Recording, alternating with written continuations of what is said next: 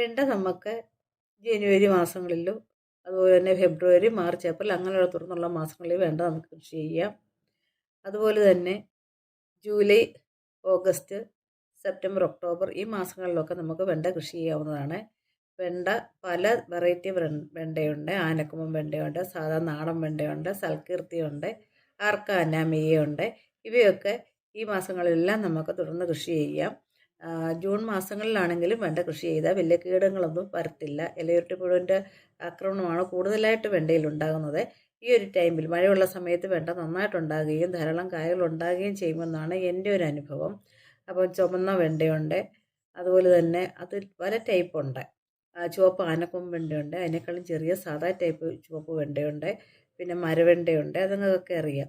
അങ്ങനെയൊക്കെ പല രീതിയിലുള്ള വെണ്ട നമ്മുടെ നാട്ടുമ്പുറങ്ങളിൽ കിട്ടാറുണ്ട്. അപ്പോൾ ഹൈബ്രിഡ് തരത്തിലുള്ള വെണ്ടകളും ധാരാളമായിട്ട് കിട്ടുന്നുണ്ട്. അപ്പോൾ അതൊക്കെ നമുക്ക് ഈ ഒരു സമയത്ത് കൃഷി ചെയ്യാവുന്നതാണ്.